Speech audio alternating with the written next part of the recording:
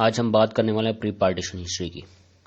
Last time میں نے جو سلیبس شیئر کیا تھا جنرل نالج کے پیپر کا، اس میں ہسٹری کے حوالے سے دو میں نے مین پوائنٹس لکھے تھے۔ ان میں پری پارٹیشن ہسٹری تھی اور پاسٹ پارٹیشن ہسٹری تھی۔ اب پری پارٹیشن ہسٹری کا آلموسٹ 1/3 آج ہم کور کر لیں گے، اور ہم زیادہ فوکس کریں گے مین پوائنٹس پہ آبجیکٹو کے پوائنٹ آف ویو سے، کیونکہ ہم نے جنرل نالج کے پیپر کی پریپریشن کرنی ہے، اور اگر ہم یہ ہسٹری پڑھ لیتے ہیں تو ہمیں یہ ہیلپ فل ہوتی ہے پاک افیئر کے پیپر میں بھی، کیونکہ اگر آپ پاس پیپر اٹھا کے دیکھیں پاک افیئر کے، تو اس میں جو 20 فل ان دی بلینکس آتے ہیں وہ پاس سے ہی آئے ہوتے ہیں، مطلب ہسٹری سے آئے ہوتے ہیں وہ۔ اب جب ہسٹری کی بات کرتے ہیں ہمیں سٹارٹ کرنا پڑتا ہے الیگزینڈر دی گریٹ سے۔ اب الیگزینڈر کے حوالے سے ایک یہ بڑا سمجھا جاتا ہے کہ وہ بھی گریک سے تعلق رکھتے تھے، جیسے سقراط، پلاٹو یا ارسطاٹل تھے، تو موسٹلی لوگوں کو لگتا ہے وہ گریک سے ہی تھے، لیکن یہ غلط ہے۔ He was actually the king of Macedonia, وہ میسیڈونیا کے کنگ تھے، بادشاہ تھے وہاں کے۔ اس کے بعد MCQs ہمارا جو ہوتا ہے وہ بیٹل آف ہدسپس کے حوالے سے آتا ہے، جو 326 BC میں ہوئی تھی راجا پورس اور الیگزینڈر دی گریٹ کے درمیان۔ اب یہ بیٹل آف ہدسپس کہاں ہوئی تھی؟ یہ ہوئی تھی آپ کی جہلم ریور کے پاس۔ جہلم ریور کو اس وقت ریور ہدسپس ہی کہا جاتا تھا۔ اس کے بعد MCQs آ جاتا ہے کرونالوجیکل آرڈر کا۔ پوچھ لیا جاتا ہے بھئی کرونالوجیکل آرڈر میں کون سے فلاسفر پہلے آتا ہے یا کون سی پرسنالٹی پہلے آتی ہے، تو وہ میں نے لکھا ہوا ہے سیکوینس میں۔ سب سے پہلے آپ کا سقراٹس یا سقراط جن کو کہا جاتا ہے، پھر پلاٹو ہے، اس کے بعد ارسطاٹل، اس کے بعد الیگزینڈر دی گریٹ۔ اب یہ ٹیچر ٹو اسٹوڈنٹ ہے، مطلب پلاٹو کے جو ٹیچر تھے وہ سقراط تھے، ارسطاٹل کے جو ٹیچر تھے وہ پلاٹو تھے، اور الیگزینڈر کے جو ٹیچر تھے وہ ارسطاٹل تھے۔ اور یہ الیگزینڈر دی گریٹ ہے، یہ 326 BC میں ان کی ڈیتھ ہو گئی تھی، 323 BC میں۔ اس کے بعد دو بکس کے کوشچنز آتے ہیں موسٹلی۔ دا ریپبلک بک، اس کے رائٹر کا پوچھا جاتا ہے، تو وہ اس کے رائٹر پلاٹو ہیں، اور دا پولیٹکس جو بک ہے اس کے رائٹر ارسطاٹل ہے۔ اب دا ریپبلک کا تو کچھ حصہ پولیٹیکل سائنس میں ہے، جہاں پہ آئیڈیل اسٹیٹ کی پاپولیشن 5040 بتائی ہوئی ہے پلاٹو نے، تو وہ تو جو پولیٹیکل سائنس جن کا آپشنل ہے ان کو یہ کافی حد تک کلیئر ہوگا۔ اس کے بعد کیونکہ ہمیں محمد بن قاسم سے سٹارٹ کرنا ہے 712 سے ہسٹری میں، میں نے جیسے مینشن کیا تھا 712 سے پری پارٹیشن ہسٹری میں ہمیں پڑھنی پڑتی ہے 857 تک۔ تو اس میں اگر ہم پہلے تھوڑا سا دیکھ لیتے ہیں، 3 خلافتوں کے دور ہیں۔ پہلا جو امیہ کا دور ہے وہ 661 سے 750 تک ہے، مطلب حضرت علی رضی اللہ تعالیٰ عنہ کی ڈیتھ کے بعد جو حضرت امیر معاویہ تھے وہ پہلے خلیفہ تھے امیہ کے۔ اس کے بعد وہ چلی 661 سے 750 تک، پھر 751 سے 1258 تک ہے آپ کی عباسی خلافت۔ اس کے پہلے جو تھے خلیفہ وہ تھے ابن عباس الصفا، یہ بھی MCQ آتا ہے۔ اس کے بعد جی تیسری جو خلافت کا دور ہے وہ ہے اوٹومن امپائر یا سلطنت عثمانیہ جس کو کہا جاتا ہے، وہ تھی 1299 سے 1924۔ اب اس کے حوالے سے آج کل ایک ڈرامہ بھی چل رہا ہے ارطغرل، جس میں وہ ارطغرل کو دکھایا گیا ہے۔ وہ اصل میں اوٹومن امپائر کی جنہوں نے بنیاد رکھی تھی، عثمان ون جنہیں کہا جاتا ہے، وہ ان کے فادر تھے ارطغرل۔ اس کے علاوہ اس ڈرامے میں ایک اور کریکٹر آپ کو نظر آئے گا ابن عربی کا۔ تو وحدت الوجود کا آپ نے سنا ہوگا ایک کنسیپٹ، ڈاکٹرائن آف وحدت الوجود، تو وہ کنسیپٹ دیا تھا ابن عربی نے۔ ایک اور کنسیپٹ بھی ہے وحدت الشہود کا، وہ دیا تھا مجدد الثانی نے، if I am not wrong۔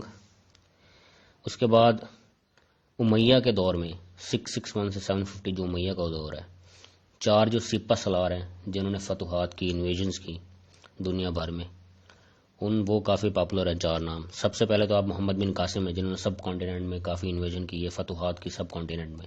اس کے بعد طارق بن زیاد جنہوں نے ہسپانیہ یا اسپین آج کے دور میں جو اس کو فتح کیا۔ اس کے علاوہ موسیٰ بن نصیر ہیں جنہوں نے پرتگال فتح کیا تھا امیہ کے دور میں، اور قتیبہ بن مسلم ہیں جنہوں نے سینٹرل ایشین کنٹریز فتح کی تھی۔ تو یہ آپ کو نام آنے چاہیے ان 4 کے۔ محمد بن قاسم پڑھ لیتے ہیں ہم۔ ان کا ریئل نیم محمد بن قاسم نہیں تھا، محمد بن قاسم مطلب قاسم کا بیٹا، محمد بن قاسم قاسم کا بیٹا۔ ریئل نیم ان کا تھا عماد الدین یہ پیدا ہوئے تھے 695 AD میں طائف میں.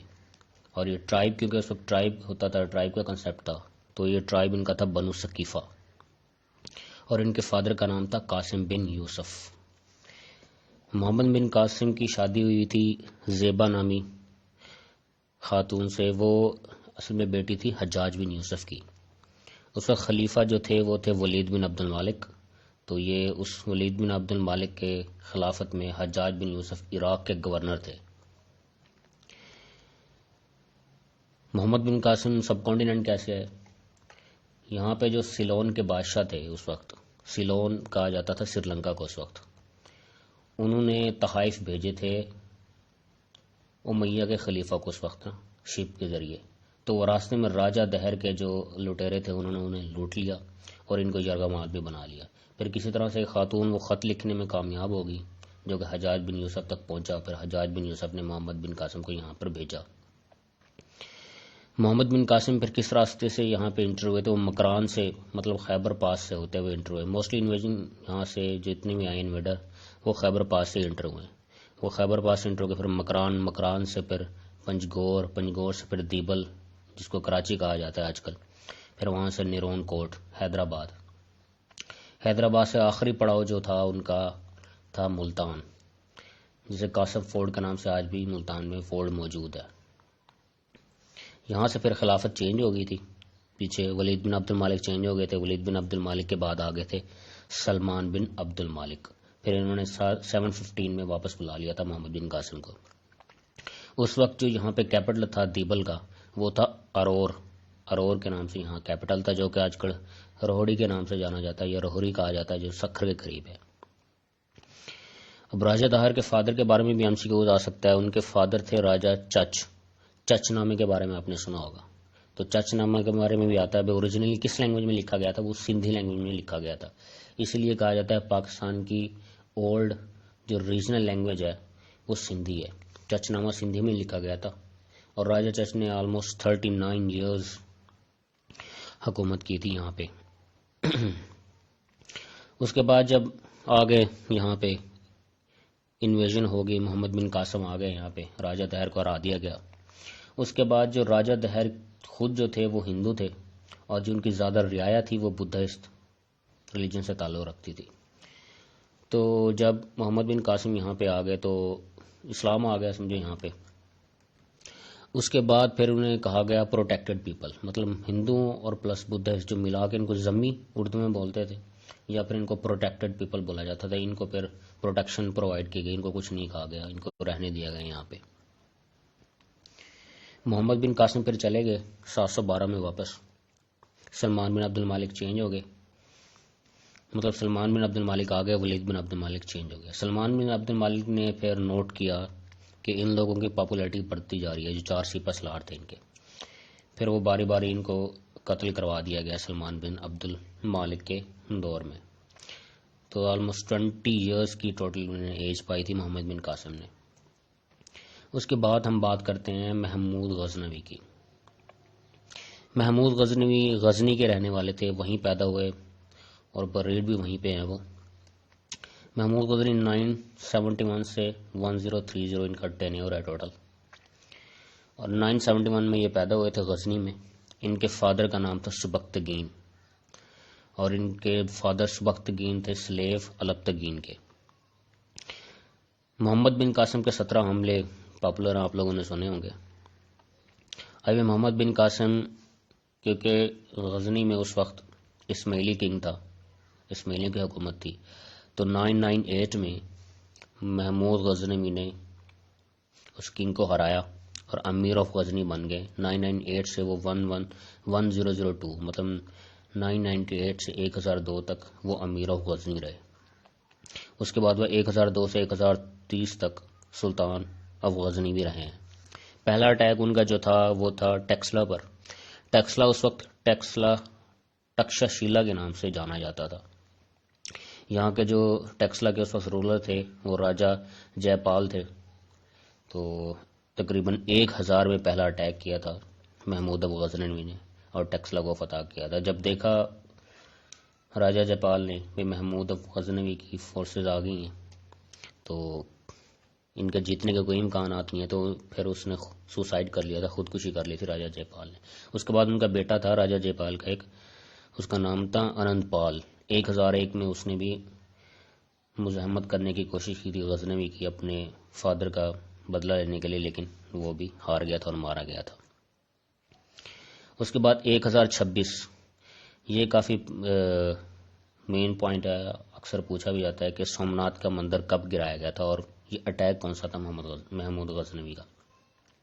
تو یہ 16واں حملہ تھا، یہ 16واں اٹیک تھا اس کا، کاٹھیاوار گجرات مقام ہے، وہاں پہ یہ سومناتھ کا مندر تھا جو 1026 میں محمود غزنوی نے توڑ دیا تھا۔ اس کے علاوہ 1010 کی بات کریں تو ملتان پہ بھی اس نے حملہ کیا تھا محمود غزنوی نے 1010 میں، یہاں اس وقت یہاں پہ کنگ تھا اسماعیلی، داؤد اسماعیلی، اس کو ہرایا تھا اس نے۔ اس کے بعد 1027 میں اس کا آخری اٹیک ہے، 17th اٹیک، جب وہ سومناتھ کا مندر توڑنے کے بعد یہاں سے جا رہا تھا تو راستے میں جو جاٹ قوم ہے، جاٹس لوگ وہاں پہ بیٹھے ہوئے تھے، انہوں نے اس پہ حملہ کیا تھا۔ اس وقت وہ زخمی تھا، کچھ کر نہیں پایا، لیکن جب وہ چلا گیا تو کچھ عرصے بعد وہ آیا اور اس نے ان پہ حملہ کیا، جاٹس کو، یہاں پہ ان کو فتح کیا۔ 17 اٹیک ٹوٹل اس کے، یہی لاسٹ اٹیک 17 جاٹس پہ تھا ان کا۔ اس کے علاوہ ڈفرینٹ اس کو ٹائٹل دیے گئے، جو مین ٹائٹل اس کو ایک دیا گیا تھا وہ تھا اسکالر کڈنیپر کے نام سے، محمود غزنوی کو اسکالر کڈنیپر کہا جاتا تھا۔ اب اس کے پیچھے بھی وجوہات ہیں مین، جیسے آپ دیکھ لیں، البیرونی کا آپ نے نام سنا ہوگا، البیرونی کو بھی اپنے ساتھ لے آئے تھے جب یہ سب کانٹیننٹ آئے تھے، تو وہ ان کے ساتھ ہی رہے اینڈ تک البیرونی۔ تو انہوں نے 2 بکس ان کی کافی مشہور ہیں، کتاب الہند اور قانون مسعودی، یہ انہوں نے یہیں پہ سب کانٹیننٹ میں لکھی تھی بیٹھ کے، جب محمود غزنوی کے ساتھ وہ رہے تھے۔ اس کے بعد ایک اور کریکٹر ہے فردوسی، اس کا بھی اکثر ایم سی کیو آتا ہے، ہواس فردوسی، تو یہ پرشین پوائٹ تھے، تو انہوں نے شاہنامہ لکھا تھا۔ ایک شاہنامہ ہے جو کہ فردوسی نے لکھا تھا، ایک شاہنامہ اسلام ہے، اس میں لوگ کنفیوز ہو جاتے ہیں۔ شاہنامہ اسلام لکھا تھا حفیظ جالندھری نے، جس کی 4 جلدیں تھیں یا 4 ایڈیشن تھے جس کے، وہ شاہنامہ اسلام ہے۔ اور شاہنامہ جو لکھا گیا تھا فردوسی، مطلب شاہنامہ جو تھا وہ آلموسٹ محمود غزنوی نے کہا تھا بھی میری تعریف میں کچھ اشعار لکھو آپ، ٹھیک ہے، ہر اشعار کے بدلے میں آپ کو اس وقت کی جو کرنسی تھی میں آپ کو دوں گا وہ۔ تو آلموسٹ کافی ٹائم لگایا تھا، 20 ایئرز آلموسٹ لگائے تھے لکھنے میں فردوسی نے شاہنامہ، اور 60,000 اس میں اشعار تھے۔ تو یہ شاہنامہ اس لیے بھی کافی پاپولر ہے، لیکن جو ایم سی کو آتا ہے وہ یہی آتا ہے، شاہنامہ واز ریٹن بائی فردوسی، یا آتا ہے Firdausi was a Persian point, اور حفیظ جلندھری کا وہی شاہنامہ اسلام کہا جاتا ہے، تو وہ حفیظ جلندھری نے لکھا ہے۔ اس کے علاوہ بات کر لیتے ہیں ملک ایاز کی، یہ جارجن سلیو تھا اور کافی وفادار تھا محمود غزنوی کے ساتھ، آلموسٹ ان کے فرینڈ ہی بن چکے تھے وہ۔ تو فرسٹ مسلم گورنر کا پوچھا جاتا ہے کون تھے لاہور کے، تو وہ یہ ملک ایاز ہی تھے جو کہ جارجن سلیو تھے، تو یہ لاہور میں مدفون ہے یہ۔ اس کے بعد محمود غزنوی کے بیٹے آئے، ان کے ڈیتھ کے بعد 1030 میں محمود غزنوی کی ڈیتھ ہو گئی، تو ان کے بیٹے تھے سلطان مسعود غزنوی۔ ایز سچ ان کے بارے میں کوئی کوشچن تو نہیں آتا، لیکن ایک کوشچن آتا ہے بھی حضرت داتا گنج بخش، جو کہ حضرت عثمان علی حجویری کے نام سے بھی جن کو جانا جاتا ہے، لاہور میں جن کا وہ مزار ہے، تو وہ 1039 میں سلطان مسعود غزنوی کے ساتھ ہی سب کانٹیننٹ میں وہ آئے تھے، جن کی کتاب بھی کافی پاپولر ہے کشف المجہب کے نام سے، یہ بھی ہم سیکیوز آ چکا ہے۔ اس کے بعد ہم یو این او کو تو بعد میں ڈیٹیل میں پڑھیں گے، 2 آرگنائزیشن اور ہم پڑھ لیتے ہیں آج اس کے ساتھ۔ اس میں آئی ایل او ہے آپ کی، انٹرنیشنل لیبر آرگنائزیشن، اس کے حوالے سے کوشچن آتے ہیں۔ ہسٹری کا جو باقی پارٹ رہ گیا وہ نیکسٹ لیکچر میں ہم کنٹینیو کریں گے۔ اب آئی ایل او کے حوالے سے ہم پڑھ لیتے ہیں آئی ایل او کیا ہے۔ آئی ایل او ہے ایبریویشن انٹرنیشنل لیبر آرگنائزیشن کا، یہ بنی تھی 1919 میں، ورلڈ وار 2 کے بعد، یہ ورلڈ وار 1 کے بعد بننے والی یہ آرگنائزیشن ہے، تو 1919 میں بن گئی تھی۔ اولڈسٹ آرگنائزیشن بھی اس کو ہی کہا جاتا ہے، وہ آپ کو دیکھنا پڑتا ہے کہ یہ اولڈسٹ ہے یا نہیں، اس سے پہلے بھی آرگنائزیشن کچھ ہیں، جیسے ریڈ کراس ہے وہ 1863 کی ہے۔ تو آئی ایل او 1919 میں بنی تھی، اور اس کا ہیڈ کوارٹر جنیوا ہے سوئٹزرلینڈ میں۔ اور اس کے پاکستان اس کو کب جوائن کیا تھا یہ بھی ایمسیکیو آتا ہے، پاکستان نے اس کو جوائن کیا تھا 14 اکتوبر 1947، یا موسٹلی 14 نہیں دیا ہوتا ایم سی کیوز میں، تو 30 اکتوبر آپ چوز کر سکتے ہیں، وہ آپ نے دیکھنا ہے 14 دیا ہوا ہے یا 30 دیا ہوا ہے۔ اگر 14 دیا ہوا ہے تو پھر آپ نے 14 کو ٹک کرنا ہے، اگر 30 اکتوبر ہے 14 نہیں ہے تو پھر آپ نے 30 اکتوبر کو ہی چوز کرنا ہے۔ ممبر اس کے اس وقت 187 ہے، ان میں سے 186 ممبر تو وہی ہیں جو UN کے ہیں۔ اس کے بعد ہے league of nation. League of nation بنی تھی 10 جنوری 1920 میں اور اس کا ہیڈ کوارٹر جنیوا سوئٹزرلینڈ ہے۔ یہ بھی کافی پاپولر ہے، جو کہ لیگ آف نیشن تو ختم ہو گئی تھی ورلڈ وار 2 کا بگن ہوتے ہی۔ اس کو چائلڈ آف پلے بھی کہا جاتا ہے اس آرگنائزیشن کو۔ تو یہ آج کا ہمارا ٹوٹل لیکچر ہے۔ نیکسٹ لیکچر میں انشاءاللہ ہم ہسٹری کو بھی کنٹینیو کریں گے اور تھوڑا سا ساتھ UN کو بھی، اگر میں سپریٹلی ایک لیکچر بنا دوں گا UN کا، کیونکہ UN سے MCQs بہت زیادہ آتے ہیں اور اس سے ریلیٹڈ آرگنائزیشن سے بھی بہت آتے ہیں، 17-18 آرگنائزیشن سے ریلیٹڈ بھی ہیں جو سے اٹیچ ہے UN سے، ورلڈ بینک یا IMF اور بھی بہت ساری ہیں، یونیڈو ہے، یونیسیف ہے، چلڈرن کے حوالے سے بہت سے آرگنائزیشن ہے۔ تو وہ UN کے حوالے سے میں ایک سیپریٹلی لیکچر بنا دوں گا۔ تو ہسٹری کا نیکسٹ لیکچر میں ہم کنٹینیو کریں گے یہیں سے جہاں سے ہم نے اینڈ کیا، مطلب 1039۔ اب ہم نیکسٹ لیکچر میں ہم چلے جائیں گے محمد غوری پہ۔ اس کے بعد پھر آپ کے سلیو ڈیناسٹی، پھر آپ کی ڈیناسٹیاں شروع ہو جاتی ہیں۔ سلیو ہے، پھر اس کے بعد خلجی، پھر تغلق، پھر سادات، اس کے بعد پھر لاسٹ میں لوتھی ڈیناسٹی، اس کے بعد پھر آپ کی بابر، مغل آ جاتے ہیں، پھر آپ کا کلونیل ایرا آ جاتا ہے جو کہ ہے آپ کا برٹش کا۔ یہ انشاءاللہ نیکسٹ لیکچر میں ہم کنٹینیو کریں گے۔ السلام علیکم۔ آج ہم بات کرنے والے ہیں پری پارٹیشن ہسٹری کی۔ لاسٹ ٹائم میں نے جو سلیبس شیئر کیا تھا جنرل نالج کے پیپر کا، اس میں ہسٹری کے حوالے سے 2